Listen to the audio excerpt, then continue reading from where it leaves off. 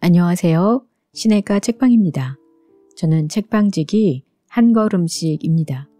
오늘은 김기성 목사님의 삶의 메시지다 중에서 4부에서 6부까지 정리해드리고 책의 몇몇 구절을 읽어드리도록 하겠습니다. 오늘은 이 책의 마지막 시간입니다. 제4부 전쟁의 소문.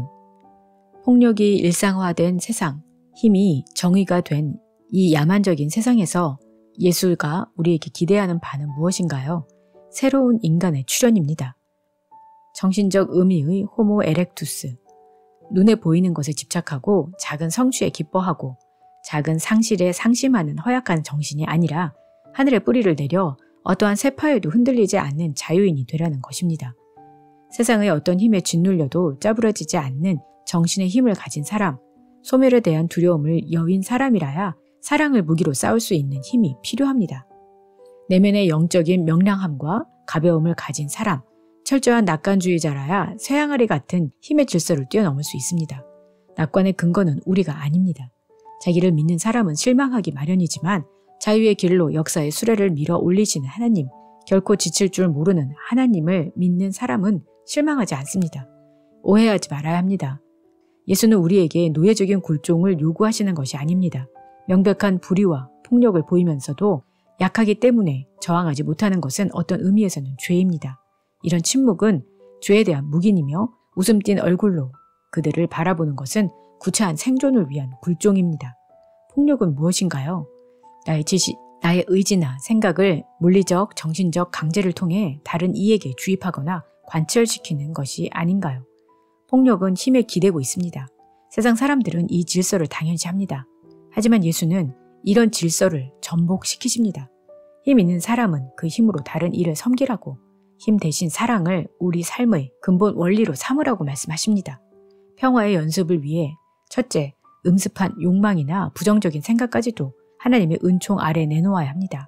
우리가 주께 바쳐야 할 것은 자랑스러운 일만 아닙니다. 부끄러운 생각, 수치스러운 마음의 경향까지도 주님께 내놓아야 합니다. 주님께 우리의 부끄러운 모습을 보여드리는 데서 영혼의 치유가 시작됩니다. 둘째는 다른 이들과 함께 사는 법을 익히기 위해 손해보기를 연습해야 합니다. 세상을 변화시키는 힘은 사랑입니다. 사랑이 전제되지 않은 발음이 의뢰, 또 다른 갈등의 시작임을 우리는 잘 압니다. 하나님의 온전함은 자비하심으로 표현됩니다. 하나님의 품은 커서 그 안에 품지 못할 사람이 하나도 없습니다. 하나님의 팔은 길어서 감싸 안지 못할 이가 하나도 없습니다. 우리가 예수의 제자라면 사랑의 지평을 넓혀야 합니다. 내 가족, 내 애인, 우리 교회, 우리 학교, 우리 고향 사람이니까 사랑하고 그렇지 않으면 외면해버린다면 영적 미성숙을 만천하에 드러내는 것이나 마찬가지입니다. 그 하나님이 나의 하나님이기도 하지만 내 마음에 들지 않는 이의 하나님이기도 합니다. 우리는 어떤 형태로든 세상에 씨앗을 뿌리고 있습니다. 우리가 다른 이에게 보여주는 다소의 친절과 사랑은 내가 기억조차 하지 못하는 것이라 해도 어딘가에서 형체를 입고 쑥쑥 자라고 있을 것입니다. 제5부 경건의 연습. 사람에게 보이려고 하는 일에는 내적인 기쁨과 감사가 없습니다. 자기 발생적인 기쁨이 없다는 말입니다. 그는 기쁨의 이유를 남의 평판에서 찾기 때문입니다. 세상 사람이 우리를 알아주지 않아도 하나님은 우리의 행실을 보고 계시고 또 기억하신다는 사실입니다. 날마다 우리 속에 알고 있는 허영의 풍랑을 잔잔케 해야 합니다. 갈릴리 호수에서 제자들이 그랬던 것처럼 우리 속에 잠들어 계신 예수를 깨워야만 합니다. 경건은 오늘을 가장 아름답게 그리고 가장 인간답게 살아가는 방식입니다. 그리고 생이 다하는 날까지 향하여 달려갈 목표이기도 합니다. 잘 사는 게 뭘까요? 남보다 돈이 많고 높은 자리에 앉는 것이 아니라 하나님께서 배분해 주신 삶의 몫을 충실히 살아내는 것이 잘 사는 것입니다. 이런 삶은 저마다 다른 모양새를 하고 있지만 내적인 삶의 특징은 동일합니다. 그는 공경하는 태도로 살아갑니다. 그의 내면에는 고요함이 있습니다. 아무도 하찮게 여기지 않고 누구든 존중합니다. 그는 삶이 하나님의 은총이요 선물임을 알기에 늘 겸손히 살아갑니다. 예수를 예수되게 한 것이 기도인 것처럼 경건한 삶의 토대는 기도입니다. 세상살이를 잊고 오직 하나님과 하나 되기를 소망하는 마음자리가 곧 기도의 골방입니다. 하지만 기도의 중심은 청원이 아니라 감사여야 하고 우리가 진정으로 소망해야 하는 것은 하나님과의 일치여야 합니다. 주님은 우리에게 필요한 것도 채워주시지만 정말 주님이 우리에게 주고 싶으신 것은 당신 자신입니다. 하나님 앞에서 연극하고 싶은 유혹이 들지 않도록 조용하고 한적한 곳을 찾아야 합니다. 할 수 있는 한 단순하고 솔직하게 그 자리에 있어야 합니다. 그러면 초점이 우리에게서 하나님께로 옮겨지고 그분의 은혜가 느껴지기 시작할 것입니다.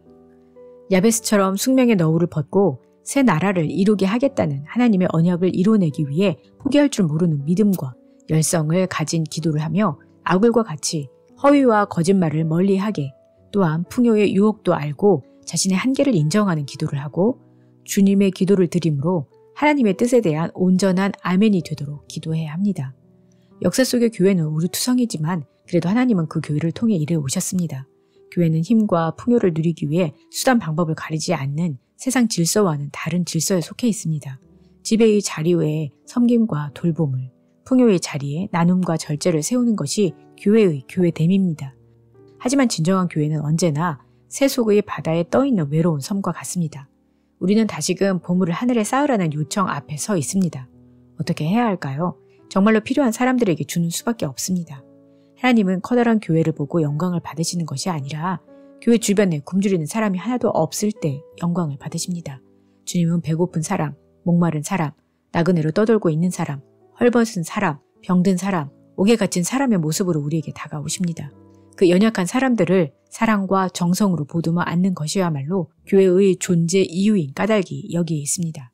지금 당신의 마음이 어디에 있습니까? 예수를 믿는다는 말은 그를 따른다는 말입니다. 그분의 마음이 되어 세상을 바라보는 것을 말합니다.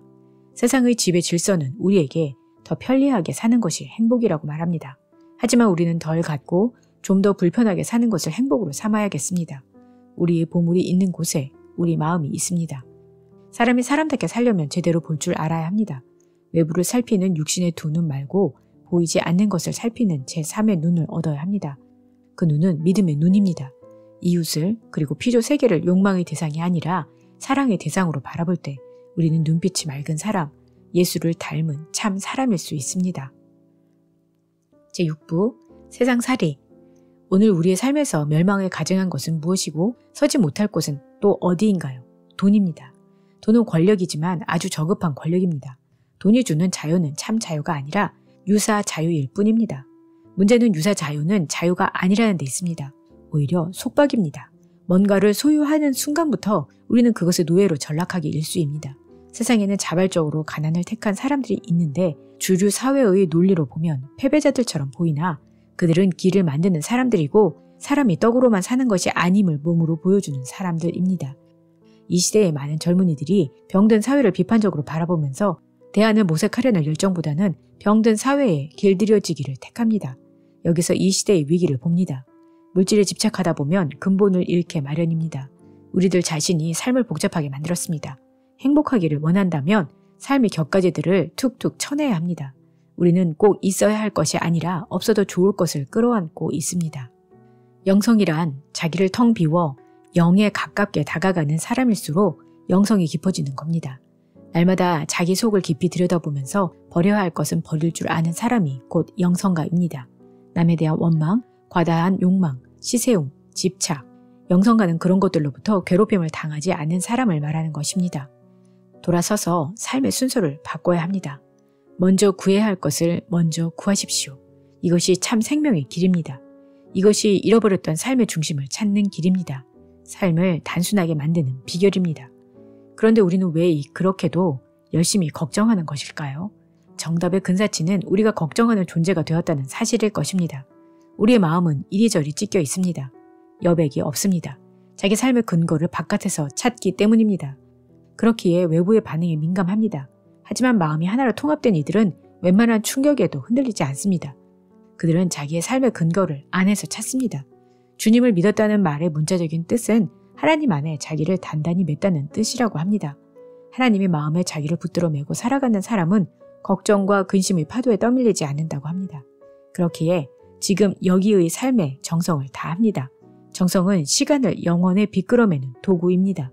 그래서 그의 현재는 영생으로 이어집니다. 참답게 살아가기 위해서는 오히려 시비와 곡직을 판단할 만한 예리한 식견을 갖추어야 합니다. 하지만 문제는 그러한 판단이 기초하고 있는 자의성입니다. 옳고 그름의 기준이 변덕스러운 나가 될 때 진실은 자취를 감춥니다. 결국 내가 잘 사는 것이 남을 잘 대접하는 길이기도 합니다. 스스로를 긍정할 수 없는 사람은 남도 잘 긍정할 수 없는 법입니다. 그들은 자기 속에 지옥을 만들고는 남들도 그 지옥으로 끌어들입니다. 참 멋진 삶은 더불어 함께 경험하는 것입니다. 자기 주체성을 잃지 않으면서도 다른 이들과 더불어 어울릴 줄 아는 존재가 되는 것이야말로 성숙한 생명의 징표입니다. 예수는 열매를 보면 그 나무를 알 수 있다고 말합니다. 한 사람이 어떠한 존재인지는 그의 자기 진술이나 자기 규정을 통해서가 아니라 그의 있음이 주위에 일으키는 파장을 통해 드러납니다. 순수와 불멸의 아우라를 잃어버린 종교, 오직 자기의 확장의 욕망에 휘둘리는 종교는 새로운 생명을 잉태할 수 없습니다. 4부에서 6부 중에 나누고 싶은 책의 몇몇 구절을 읽어드리도록 하겠습니다. 마음의 구름을 말끔히 닫기 위해 애쓰는 사람, 그러면서도 미움과 폭력의 유혹에 넘어가지 않는 사람, 그 사람이 역사 속에 생명의 불꽃을 지피는 참 사람이다. 예수는 우리에게 큰 사람이 되라고 초대하신다. 세계관이 새로워져야 한다. 근원적인 폭력이 내 속에 있음을 직시하고 그 어둠을 문제 삼기 시작할 때 우리는 평화의 길에 들어서게 될 것이다. 우리 속에 있는 어둠을 인정하고 남들이 살 권리를 진심으로 존중할 때 우리는 예수께서 앞서 걸어가신 평화의 길을 걷게 될 것이다. 길이란 처음부터 있는 것이 아니라 여럿이 걸어감으로 생기는 것이라 한다. 우리는 평화 없는 세상에서 평화의 길을 택한 사람들이다. 물론 상대방은 우리의 삶을 비춰보는 성찰의 거울로서만 존재하는 것이 아니다. 그는 우리의 존재에 깊숙이 들어와 나의 일부를 형성하고 있다. 또 다른 나인 타인들을 무차별적인 범주 속에 가둬버리곤 한다. 그 이유는 단지 편리하기 때문이다. 그러한 무차별적 뭉뚱그림은 다양하게 변주되어 우리 삶 속에 파고든다. 때로는 십자군적인 선교의 열정으로, 때로는 맹목적 애국주의로, 때로는 악마적인 인종주의 형태로 말이다. 이런 변주를 가능케 하는 것은 자신은 선이고 타인은 악이라는 자기 기만적 판단이다. 하지만 세상은 선과 악이 뒤엉켜 있다. 나의 자유가 남에게는 폭력이 될 수도 있다. 강도 만난 사람을 돕는 선한 사마리아인은 꼭 필요하다. 하지만 또 다른 피해를 막기 위해서는 그 강도를 잡아야 하지 않는가. 궁극적으로는 그들이 강도로 전락할 수밖에 없도록 만든 사회체제를 바꿔야 한다. 기독교인은 자본의 논리를 내세우는 사회체제에 저항할 책임이 있다. 함석헌 선생은 모든 인간은 대포알이라고 말했다. 하나님은 혼을 불어넣으셔서 언제든 자극이 주어지면 크게 폭발할 잠재력을 가지고 있다는 뜻이다. 무릎이 구부러지는 것은 세상의 아름다운 걸 보았을 때 굽히며 경배하라는 것이고 세상의 올고지 못함을 보았을 때 솟구쳐 일어나라는 뜻이다. 예수의 모든 행적을 거슬러 올라가다 보면 기도의 골방에 이르게 된다. 기도는 하나님의 능력이 우리에게 전달되는 통로이다. 기도는 무뎌진 우리 영혼을 하나님의 마음이라는 숫돌에 벼리는 일이요. 무너진 우리의 마음의 토대를 수리하는 일이다. 기도는 우리의 일상적인 삶을 영혼에 비끄러매는 행위이다. 기도하지 않으면 평생 남의 장단에 춤추다 생을 마치게 된다. 신앙생활이란 물러섬과 나아감의 통일이다. 물러섬이란 근본으로 돌이키는 것이다. 예수께서도 분주한 일상으로부터 벗어나 한적한 곳을 찾아가 하나님 앞에 엎드리셨다. 나아감이란 하나님의 뜻으로 조율된 마음을 가지고 삶의 자리로 돌아가는 것이다. 예수께서는 섬김과 나눔과 돌봄의 삶으로 그것을 나타내셨다. 마르틴 부버는 우리 시대를 신의 일식이라는 말로 요약했다. 눈에 들이운 과도한 욕망의 비늘 때문에 우리는 하나님을 볼 수 없는 청맹관이가 되고 말았다. 지금 우리의 삶의 주인은 누구인가? 하나님 한 분만으로 만족하는가? 이 물음에 선뜻 그렇다고 대답하지 못해 우리 인생이 이 지경이다. 야베스의 기도도 아굴의 기도도 모두 귀하다. 지금은 거기에 더하여 주님의 기도를 진심으로 바쳐야 할 때다. 존 웨슬리는 돈 지갑이 회심하기까지는 진정한 회심을 경험했다고 말할 수 없다고 했다. 지금 당신의 마음은 어디에 있는가? 예수를 믿는다는 말은 그를 따른다는 말이다. 그분의 마음이 되어 세상을 바라보는 것을 말한다. 세상의 지배 질서는 우리에게 더 편리하게 사는 것이 행복이라고 말한다. 하지만 우리는 덜 갖고 좀 더 불편하게 사는 것을 행복으로 삼아야겠다. 우리의 보물이 있는 곳에 우리 마음이 있다. 사람이 사람답게 살려면 제대로 볼 줄 알아야 한다. 외부를 살피는 육신의 두 눈 말고 보이지 않는 것을 살피는 제3의 눈을 얻어야 한다. 그 눈은 믿음의 눈이다. 믿음은 보지 못하는 것들의 증거라는 말이 가리키는 것은 바로 이것이다. 무엇을 보느냐, 또 어떻게 보느냐가 우리 생의 내용과 질을 결정한다. 삶의 초점을 하나님 나라와 의에 맞추고 살면 내적인 진실이 생기고 그 진실 때문에 나머지가 올바른 순서에 놓이게 된다는 것이다. 삶이 복잡한 까닭은 삶의 순서가 뒤죽박죽 되었기 때문이다. 무엇을 삶의 중심으로 삼고 사는가? 낚시, 바늘 주변을 맴도는 물고기처럼 돈과 출세의 주변을 맴돌며 살고 있지는 않는가? 하나님의 나라와 그의 의를 삶의 중심으로 삼아라. 시간의 중심을 주님께 바쳐라. 예수는 모든 판단과 비판을 금하는 것이 아니라 한 존재에 대한 미움과 멸시에서 비롯되는 판단을 금하신다. 치열한 대립 속에서도 너에게로 건너갈 수 있는 다리는 어떠한 경우에도 끊지 말아야 한다. 그 다리의 이름은 사랑이다. 정죄나 심판은 사랑과 소통의 거부이며 포기이다. 그것은 자기 입 속에 머물겠다는 애집이며 다른 이에게로 이행해 가면서 함께 성장하기를 거부하는 것이다. 하지만 있는 듯 없는 듯 고요하지만 주위에 행복과 순수와 불멸의 아우라를 드러내는 이들도 있다. 그들은 사람들을 강제하지 않으면서도 나의 경계를 넘어 타자들의 삶을 향해 흘러가도록 우리 가슴에 길을 낸다. 그들은 진리의 일부를 전부인 양 호도하는 법이 없다. 부당한 영향력을 행사하려 하지도 않는다. 자기와 다른 견해와 입장을 가진 사람을 경멸하지도 않는다. 자신이 틀릴 수 있음을 겸허히 인정하면서 다른 이의 말에 귀를 기울인다. 그가 있는 곳에서 불안은 사라진다. 신앙생활이란 고백을 삶으로 번역하는 지난한 과정이다.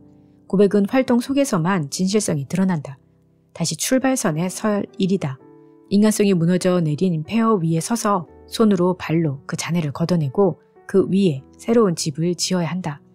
믿음으로 바닥을 다지고 수직의 중심을 잡아 삶의 재료들을 쌓아 올리고 함께 살아가는 이웃들과 함께 어깨를 곁고 높이 오를 일이다. 기도의 골방과 사귐의 사랑방도 만들고 사랑과 섬김으로 창문을 내고 하나님의 보호하심으로 지붕을 삼아야 한다. 너무 늦은 때가 가장 이른 때라는 말을 지팡이로 삼아볼 일이다. 우리가 일단 내다르면 그분이 안아서 날라주실 것이다. 네, 오늘은 김기성 목사님의 삶이 메시지다 중에서 4부에서 6부까지 책의 내용을 정리해드리고 몇몇 구절을 읽어드렸습니다. 여러분은 이 책이 어떠셨나요? 저는 평소 존경하던 김기성 목사님의 책을 읽으면서 저의 삶이 하나님을 드러내고 있는지를 다시금 돌아보는 그런 시간이 되었습니다. 여러분에게도 의미 있는 시간이었기를 바랍니다. 그럼 다음 시간에 새 책으로 돌아올게요. 안녕히 계세요.